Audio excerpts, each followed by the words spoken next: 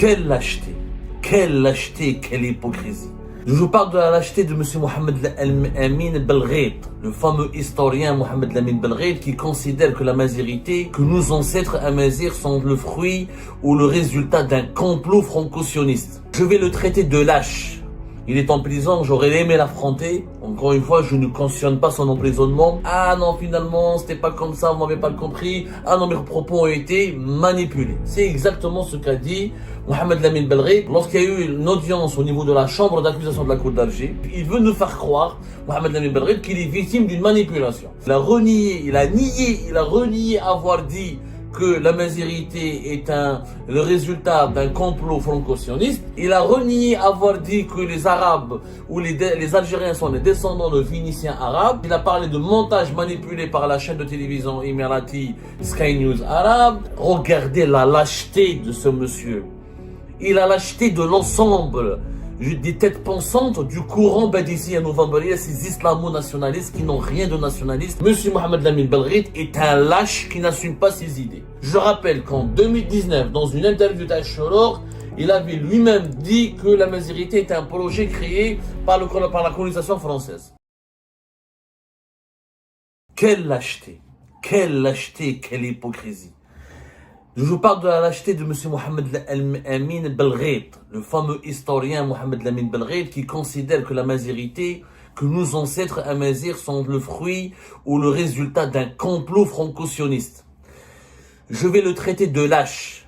Il est en prison, j'aurais aimé l'affronter. Encore une fois, je ne cautionne pas son emprisonnement. Et je pense qu'il ne mérite même pas d'aller en prison, que même une cellule de prison serait trop honorable pour lui parce que c'est un lâche.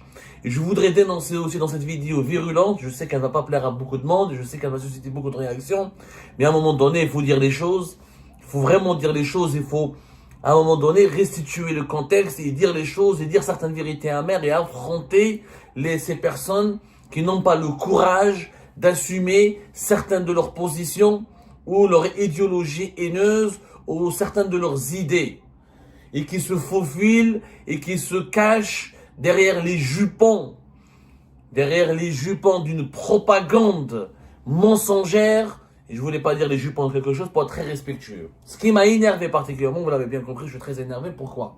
Parce que je n'en peux plus, je ne supporte pas l'hypocrisie et la lâcheté. Quand je respecte un adversaire courageux, qui m'affronte et qui ne change pas d'opinion, et qui dit les vérités, et qui dit ce qu'il pense, même si ce qu'il pense est diaboliquement méchant.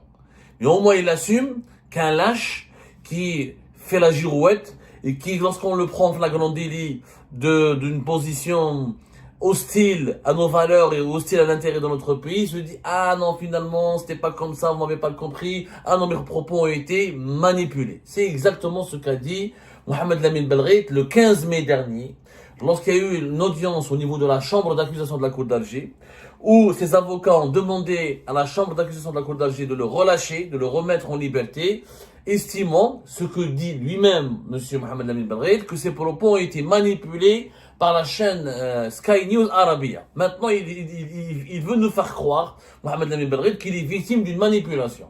Voilà ce qu'il a dit. Il a renié avoir dit, il a renié avoir dit que la mazirité est le résultat d'un complot franco-sioniste.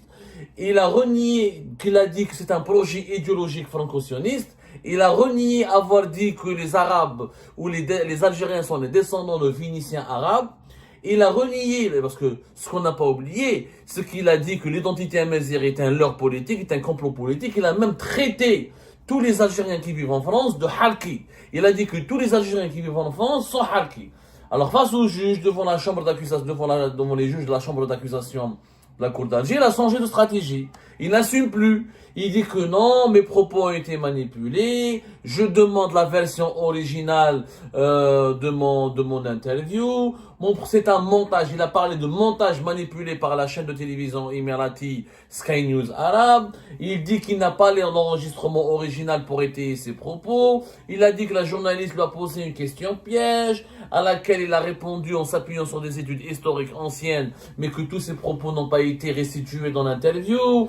il a dit qu'il ne visait pas tous les Algériens de France comme Harki, il visait uniquement certains individus ayant agi contre les intérêts de la nation algérienne. Regardez la lâcheté de ce monsieur. Il a lâcheté de l'ensemble des têtes pensantes du courant Badissi à novembre, ces islamo-nationalistes qui n'ont rien de nationaliste. Ce sont des islamistes vendus aux puissances étrangères qui utilisent le nationalisme pour draguer, pour séduire et pour manipuler les autres Algériennes et Algériens. Ils n'ont rien de nationaliste. Quand on est un nationaliste, on roule pas pour la Turquie ou pour les frères musulmans. On ne glorifie pas les puissances étrangères qui financent les groupes armés terroristes et les groupes armés. Et on s'aime pas la division au sein de la population de son pays, et on n'insulte pas plusieurs millions de personnes parce qu'ils ont des origines ethniques et parce qu'ils parlent un dialecte différent ou parce qu'ils ont des valeurs socio-culturelles et des traditions différentes. Ce sont des lâches. Mohamed Lamine Belrid, il fait quoi? Il essaye donc de surfer sur la propagande anti-émirati. Il se pose aux victimes. Les Émiratis m'ont manipulé. D'abord, l'enregistrement, vous pouvez demander, c'est très simple, pour comprendre s'il y a un montage ou pas.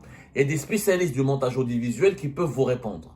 Quand on voit une émission, il y a des manières, quand on voit toute l'émission, un spécialiste du montage audiovisuel pourrait vous dire s'il y a eu un montage, si ces séquences ont été enlevées, oui ou pas. Je vous défie de me trouver un spécialiste du montage audiovisuel, qu'il soit en Algérie ou à l'étranger, qui peut attester que les propos de monsieur Mohamed Lamine Belrid ont fait l'objet d'un montage. Le montage audiovisuel, il laisse des traces.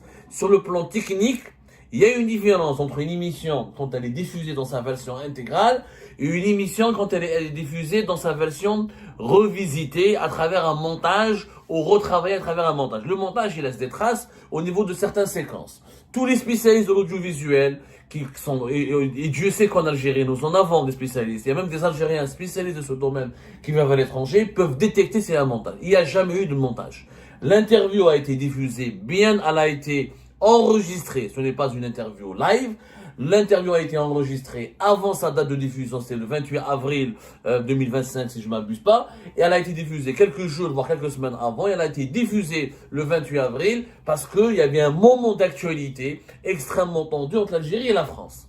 La journaliste, elle est algérienne, elle est très connue des autorités algériennes, elle est extrêmement connue parmi les services de sécurité, elle ne s'est jamais distinguée au cours de sa carrière professionnelle par un comportement de manipulation à l'égard ou ciblant ses invités. Il n'y a aucun invité de cette journaliste algérienne qui anime cette émission diffusée par Sky News Arabia qui a dit par la suite qu'elle a été victime d'une manipulation de ses propos. Monsieur Mohamed Lamine Belrid est un lâche qui n'assume pas ses idées. Je rappelle qu'en 2019, dans une interview d'Ashoror, il avait lui-même dit que la Mazirité était un projet créé par la colonisation française. Il a dit lui-même. Vous avez comme les dates, on a donné les dates dans nos émissions. C'était en 2019, il a déjà eu des propos controversés sur la Mazirité sur la chaîne Shorour. Shorour, t'as dit qu'ils ont manipulé ses propos. Shorour, t'as dit qu'ils roulent pour les Émiratis. Arrêtons de ces mensonges, cette hypocrisie. La stratégie de défense d'Al-Badissi à Novembaria est de dire que c'est la faute aux Émirats. Vous pensez que les Émiratis qui investissent sur l'intelligence artificielle, qui érigent des grands gratte-ciel qui sont dans le monde du futur, vont s'amuser à demander à une journaliste algérienne de piéger un historien algérien c'est un historien du dimanche, comme on dit. Il n'a aucune valeur scientifique, ce monsieur. Il n'a absolument aucune valeur scientifique. C'est quelqu'un qui est tout simplement un scribouillard. C'est un petit universitaire algérien qui a profité du statut de son père de shahid pour avoir un diplôme et avoir un poste à l'université d'Alger. Il est très connu, tous les historiens algériens pour vous le dire. Les vrais historiens, les vrais universitaires le connaissent. Il a une valeur académique extrêmement faible. Non seulement il est faible sur le plan académique, mais il est faible sur le plan de la personnalité, puisqu'il ne veut pas reconnaître. Il ne veut pas reconnaître son erreur. Il ne veut pas il veut même pas s'excuser. Il dit que c'était manipulé. Au moins, il s'est excusé. Gars, je m'excuse d'avoir touché la sensibilité des Algériennes et des Algériens. Je ne savais pas. Je ne voulais pas faire de l'anticabilisme primaire. Je ne voulais pas. Non, il s'excuse pas. Même pas. Ah, il est victime. Lui aussi, maintenant, il est victime. Mais je suis là. الراجل يستعرف son erreur. الراجل يستعرف quand il fait quelque chose. Devant les imams, sur une chaîne de télévision, tu cries que tu insultes tout un peuple, toute une partie d'un peuple, et à la fois, ensuite, quand on t'attrape en flagrant délit, ah non, je n'ai pas dit, excusez-moi, vous m'avez mal compris, etc. Non, arrêtons cette hypocrisie générale. Et ces défenseurs, qui réclament sa libération, les Abdelkader Bengrina et les consorts, les Naïma Salehi et les consorts, ils sont piégés par leur propre hypocrisie. Ils sont piégés par leur propre hypocrisie. Si c'était un intellectuel francophone qui a retenu les mêmes propos sur une chaîne de télévision française par exemple, vous auriez vu la levée de bouclier de ces gens-là. Mais comme c'est un intellectuel arabophone, islamiste, conservateur, anti-kabyle, anti-francophone, qui fait partie de leurs adeptes et de leurs alliés et de leurs amis, ils sont dans une gêne.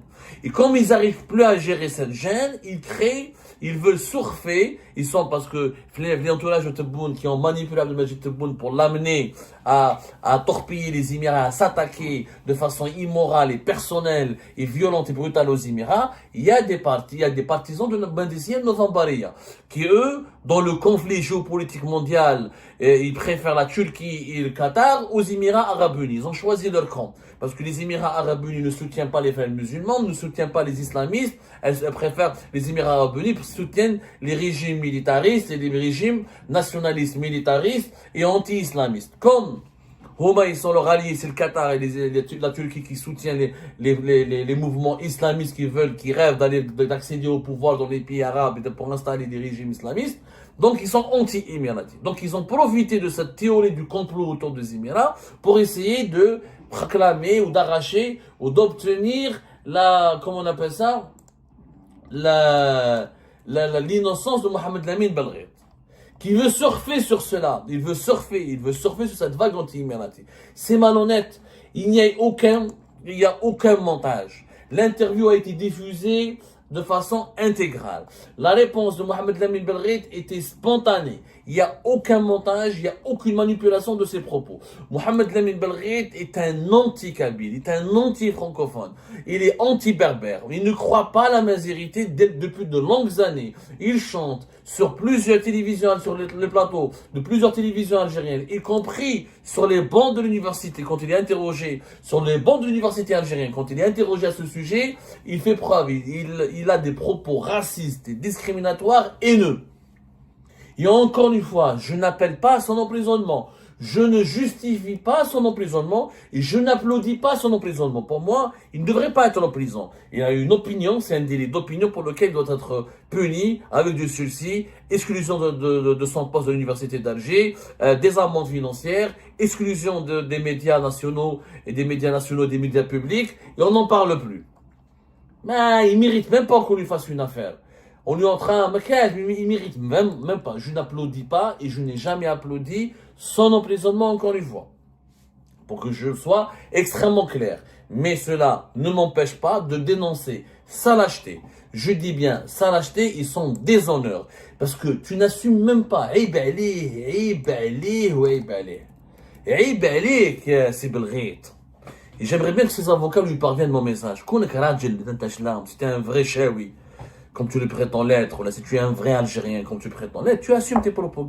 Oui, j'ai dit ça, parce que je pense ça. Ou Rahmadou, il parle d'études historiques. Quelles sont ces études historiques anciennes qui disent que les Amazirs n'ont pas d'existence en Algérie, ou là, ils sont le fruit d'un complot, ou là, c'est une création étrangère? Donnez-moi. J'aimerais bien que M. Belghaït nous donne, il fournisse au tribunal de Dal-Baïda qu'il a inculpé d'atteinte à l'unité nationale et d'atteinte à la stabilité du pays, etc. J'aimerais bien qu'il présente ces études historiques anciennes. De quelle étude? Il n'y a pas d'études historiques anciennes. Il n'y a rien, il y a juste une opération politique destinée à diviser les Algériens et les Algériens, et surtout à les éloigner des élites francophones et des éloigner des élites kabyles. Parce que en Kabylie et dans les grandes villes du pays comme Oran, Alger, Constantine, les élites francophones, qui soient majoritairement d'origine kabyle ou non kabyle, ce sont les élites qui préconisent la démocratie, les bonnes relations avec les puissances occidentales, l'ouverture du pays, etc. Ça dérange le projet porté par les islamo-nationalistes qui sont El-Badissi et Novembaria, qui veulent faire de l'Algérie un régime une dictature de frères musulmans, une dictature islamiste sous la coupe de la Turquie et du Qatar. C'est tout. Alors, j'ai il n'y a pas une autre, il y a pas, tout le reste, c'est du charabia, c'est d'une, encore une fois, tout le reste, c'est du charabia, c'est de l'hypocrisie. Ils ont un projet politique derrière, Ce projet politique, Mohamed Lamine Belghit fait partie de leurs instruments, fait partie de leur outil de propagande, voilà. Et donc, pour eux, diaboliser les francophones, diaboliser en permanence les élites kabyles, parce que les élites kabyles sont majoritairement plus francophones qu'arabophones. Ils ont une certaine ouverture d'esprit. Il y a un rapport, on va dire, favorable à l'Occident ou à l'apaisement des relations avec l'Occident, etc. C'est ça le problème. C'est une entreprise, c'est un agent de propagande pour, encore une fois, affaiblir le Hirak, affaiblir les élites francophones et kabyles, diaboliser tout ce qui vient de Kabylie. Ce qui est visé, c'est la Kabylie et la Mazérité, parce que le combat le plus important, le plus fort, c'est pour la Mazérité. Il a été porté par qui? Il a été porté par la Kabylie. Roma, c'est ça, c'est ce qui les dérange. Ils ne veulent pas que la Kabylie soit le cœur battant de la vie intellectuelle dans le pays. Voilà. Ils ne veulent pas que les élites francophones en Algérie soient des élites puissantes, etc., intellectuellement influentes. C'est ça la vérité. Tout le reste, tout ce qui a été dit auparavant par هادو الباديسيين النوفمبريه اللي حبوا يخرطوا علينا باللي بلغيت وليد شاهد etc. Voilà, j'ai retrouvé. Regardez l'émission de Mohamed Belghit sur Choror le 1er novembre 2019. Elle est toujours sur YouTube. Sauf ces Choror, non, ils ont eu la malhonnêteté de l'enlever, je ne l'ai pas encore vérifié. Où Mohamed Belghit a dit ceci: cette amazérité est une création de l'Académie berbère. Cette amazérité n'existe pas du tout. Le seul qui a parlé un peu de la mazérité dans l'histoire, c'est Ibn Khaldoun. La mazérité n'existe pas du tout, est une création. Le 1er novembre 2019. Est-ce que ça a été manipulé par Choror? Est-ce que Mohamed Lamine Belghit va nous dire que ses propos ont été manipulés par Choror? Bien sûr que non. À l'époque, déjà, il aurait pu être inculpé, il aurait pu être poursuivi. Mais il bénéficie d'une grande impunité parce qu'il était utilisé par le général Wassine Bouazza pour diaboliser le Hirak, les Kabyles, les francophones, et casser le Hirak, et faire croire aux Algériens que le Hirak est un complot utilisé par une partie de la Kabylie, les francophones algériens et les élites de l'opposition algérienne qui sont établis à l'étranger au service de la France. C'est pour ça qu'à l'époque, il était protégé. Et aujourd'hui, il vient nous dire le contraire.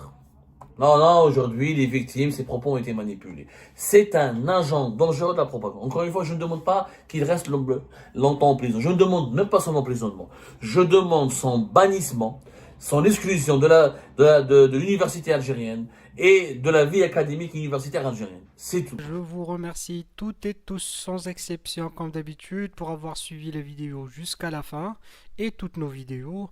Je vous remercie pour vos commentaires et pour vos réactions. N'oubliez pas de nous laisser des commentaires sur le sujet de cette vidéo et aussi de vous abonner à la chaîne si vous n'êtes pas encore abonné.